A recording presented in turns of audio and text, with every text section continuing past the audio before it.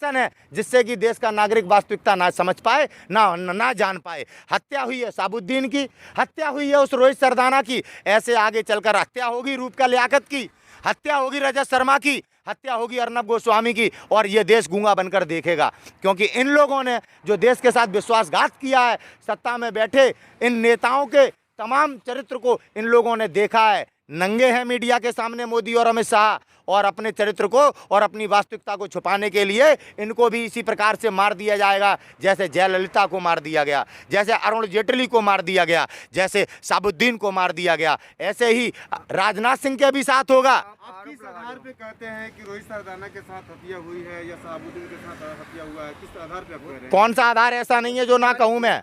साबुद्दीन की बॉडी क्यों नहीं दी गई?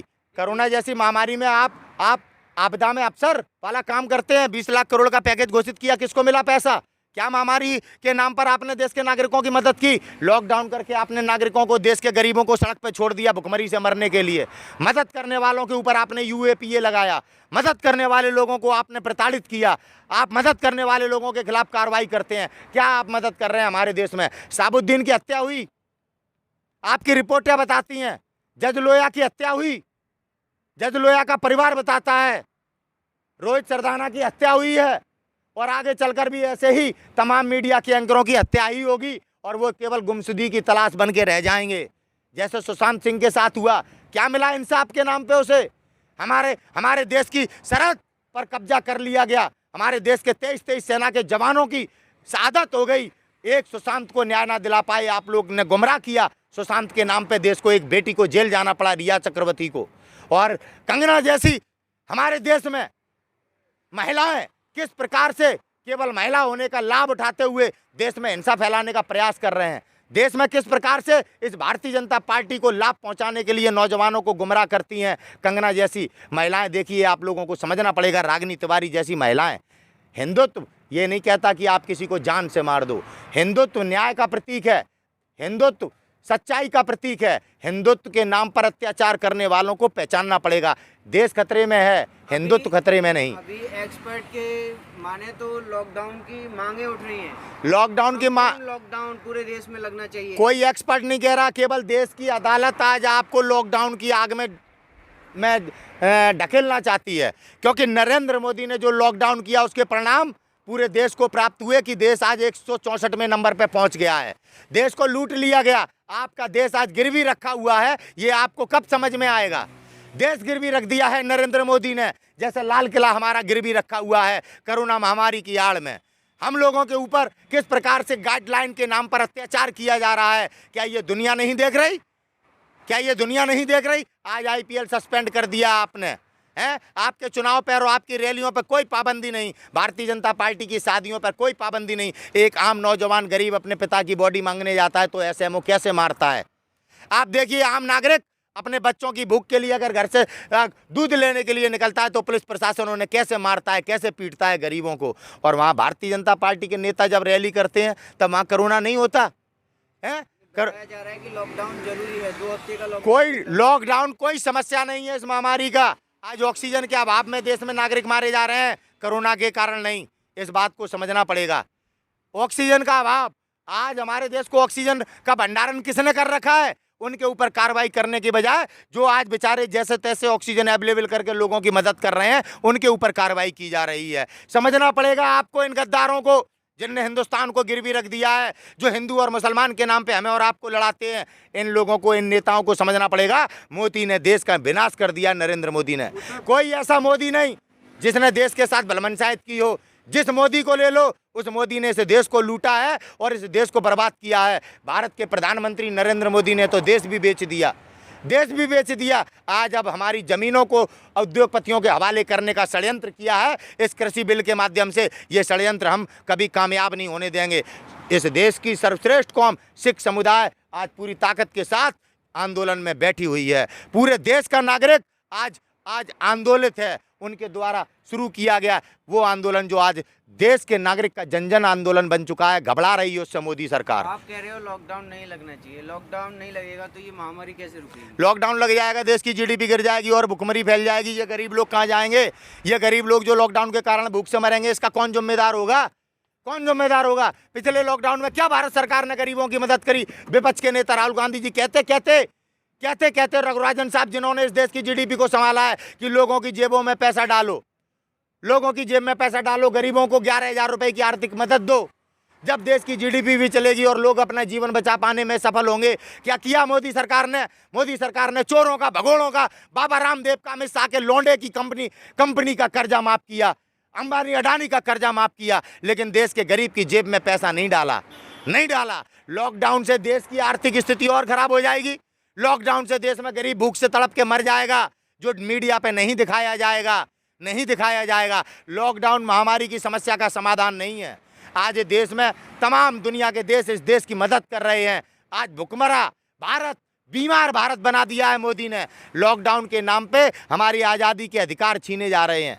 लॉकडाउन के नाम पे देश के साथ दगा किया जा रहा है। ये नहीं होना चाहिए। आज नरेंद्र मोदी इतना असहाय हो चुका है कि लॉकडाउन जैसी प्रक्रिया को लगाने के लिए, इस देश की गरीब जनता पे जुल्म करने के लिए कोर्ट का सहारा ले रहा है। वरना इससे पहले लॉकडाउन लगाने के लिए सोचा नहीं था, टीवी पे आके कह दिया था 12 बजे से लॉकडाउन। ऐसे तानाशाह हुक्म के कारण आज देश भिखारी बन चुका है। आज देश की ये परिस्थितियां हैं।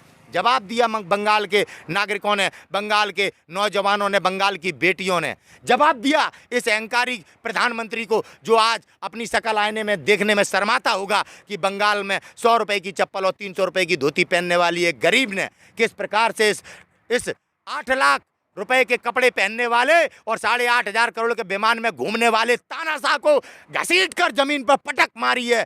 ये वास्तविकता है, ये सच है। वो जिस सच को नरेंद्र मोदी आज झेल नहीं पा रहा है, सच को पी नहीं पा रहा है, अपनी हार को पचा नहीं पा रहा है, जिसकी कीमत गरीबों को चुकानी पड़ रही है, जिसकी कीमत बंगाल में हिंदुओं को चुकानी पड़ रही है। हिंदुओं को मारकर हिंदुओं पर राजनीति करने वाले संघियों का अब इस देश से दाना पानी बंद हो चुका है। उत्तर प्रदेश भी हारेंगे और उत्तर प्रदेश में अब की बार वो सरकार बनेगी जिसकी कल्पना नहीं की होगी। अब की बार प्रियंका गांधी की सरकार बनेगी उत्तर प्रदेश में, कांग्रेस की सरकार बनेगी। देखना आप, जब इस भारत में बदलाव आया है तो ऐसे तख्त पलट गए हैं जिसकी कभी आपने उम्मीद नहीं की होगी। कांग्रेस की लड़ाई लड़ने वाले क्रांतिकारी, जितने भी देश के क्रांतिकारी हैं, सब कांग्रेस के नीचे लड़ने वाले थे और ये कांग्रेस उत्तर प्रदेश में सरकार बनाएगी। मेरी बात आज लिख लेना, चुनाव 1 साल बाद है, 9 महीने बाद है। कह रहे हैं कि लॉकडाउन दावा कैसे कर सकते नहीं है? आप कह रहे हैं कि लॉकडाउन समस्या का हल नहीं, तो फिर इस जो महामारी का हल क्या है? लोगों के अंदर विश्वास जगाइए, देश के तमाम विपक्ष के साथ एकजुटता से, पारदर्शिता के साथ बात कीजिए, जो दुनिया सुने किस प्रकार से बात की जा रही है। समाधान निकलेगा। इस देश में ऐसे कांग्रेसी नेता पड़े हैं जो इस महामारी से लड़ने में सक्षम है। आज भी मनमोहन सिंह इस 164 पर खड़े भारत को आज भी उसी जगह ले जा सकते हैं जहां से नरेंद्र मोदी को सत्ता दी थी। आज भी मनमोहन सिंह वो दावा रखते हैं। उन्होंने कई बार साबित किया है, ये भारतीय जनता पार्टी लुटेरे गैंग के चोर हैं। ये कभी भी इस देश की जीडीपी को नहीं बढ़ा सकते, कभी भी इस देश को बिस्कुरू नहीं बना सकते। ये लुटेरे हैं जिनने देश लूटा है। लॉकडाउन समस्या का समाधान नहीं है, लॉकडाउन महामारी का समाधान नहीं है। लॉकडाउन के कारण मरने वाले गरीबों, जो गरीब मरेगा, जो इस देश का नागरिक लॉकडाउन के कारण आज परेशान होगा, जिनके परिवार बिगड़ेंगे, उसका जिम्मेदार कौन होगा? लॉकडाउन तो कहीं ना कहीं लगा हुआ है। यूपी में 2 दिन और बढ़ा दिए गए, बिहार में 15 दिन लॉकडाउन हो गया, महाराष्ट्र में हो गया। ये तानाशाही है जनता के ऊपर, सरासर तानाशाही। आज देश के तमाम नेता, तमाम मुख्यमंत्री अपने राज्यों की सुरक्षा कर पाने में असफल हैं, महामारी से लड़ पाने में असफल हैं। इससे पहले भी बहुत महामारियां आई हैं, लेकिन कांग्रेसियों ने डट के मुकाबला किया और महामारियों पे जीत हासिल की है। आज पहली बार देश के नागरिकों ने गांधी परिवार से सत्ता लेके संघियों के हाथ में दी, परिणाम देश भुगत रहा है। हर मुद्दे पर फेल है भारतीय जनता पार्टी। महामारी के मुद्दे पर क्या बात करते हैं आप? हर मुद्दे पर फेल है। कहाँ है 5 ट्रिलियन अर्थव्यवस्था? कहाँ है स्मार्ट सिटियाँ? कहाँ है 2 करोड़ रोजगार? कहाँ है किसान की 2 गुना आय? कहाँ है महिलाओं की सुरक्षा? कहाँ है कानून राज? हर मुद्दे पे फेल है। कहाँ है गंगा सफाई? उमा भारती कहती थी जल समाधि ले लेगी, कहाँ है? बातों से देश नहीं चलते, मंच पे खड़े होकर डायलॉग देने से कोई भी फिरौट अगर चाहे मैं देश चला लूंगा। देश चलाना बच्चों का खेल नहीं है। नरेंद्र मोदी अपना परिवार नहीं चला पाया। समझ में आया? वो धोखेबाज है जिसने अडवाणी की पीठ में खंजर भोंका। आप कहते हो कि पंडित जवाहर देश के लिए छोड़ा ना, आपके किसी के भी कहने से आज देश बेच रहा है। वो लाल किला बेच दिया, सरकारी कंपनियां बेच रहा है उद्योगपतियों के हाथे। आप बताओ, देश के लिए अपनी पत्नी को छोड़ा होगा इसने, जो देश की बिक्री कर रहा है। देश क्या होता है जानते हैं मोदी, समझते हैं मोदी? जो देश के लिए जी रहे थे उन्होंने बलिदान दिए हैं देश के लिए। कितनी कंपनियों, कितना राष्ट्रीयकरण किया इंदिरा गांधी ने, आपको पता है? क्या क्या पंडित जवाहरलाल नेहरू ने किया, आपको पता है? वही गांधी परिवार का किया हुआ आज आप लोगों की जान बचाए हुए आप लोगों को शिक्षित कर रहा है। आज आप लोगों के जो माँ बाप है रोजगार कर रहे हैं, वो गांधी परिवार की देन में रोजगार कर रहे हैं। मोदी छीन रहा है, मोदी आपको भिखारी बना रहा है, मोदी ने आपको सड़क पे ला दिया। समझ में आ रहा है सच? आपको दिखाई दे रहा है? गांधी परिवार के हाथ में देश दे के गए थे हमारे महात्मा गांधी, जिन्होंने आज़ादी की लड़ाई लड़ी थी। ये मक्कार कल भी गांधी जी के खिलाफ थे। जलियांवाला बाग कांड करवाने वाले लोग थे ये लोग, देश का बंटवारा करवाने वाले लोग थे ये लोग, जिनके हाथ में देश के नौजवानों ने सत्ता दी। आपने दी, आपने दी, और तमाम उन नौजवानों ने दी जिन्हें लग रहा था हम विश्वगुरु बनेंगे। 164वें नंबर पर आ गए, भिखारी भिखमंगे बन गए। अब बोलो, बोलो मोदी से बोलो, अब आवाज़ क्यों नहीं निकलती तुम्हारे मुँह से? अरे माँ से गद्दारी करो, बेटे से गद्दारी करो, अपने यार दोस्तों से गद्दारी करो, देश से गद्दारी मत करो। देश से गद्दारी मत करो। मुसलमान को गद्दार कहने से पहले अपने गिरेबान में झांक लेना, तुम कितने ईमानदार हो। तुमने अपने जमीर बेच दिए। वो राजनाथ सिंह जो हरिजन एक्ट के खिलाफ हमें ज्ञान देता था, वो राजनाथ सिंह जो राजपूतों का नेता बनता था, हमारे ऊपर काला कानून बनाया है SC ST एक्ट।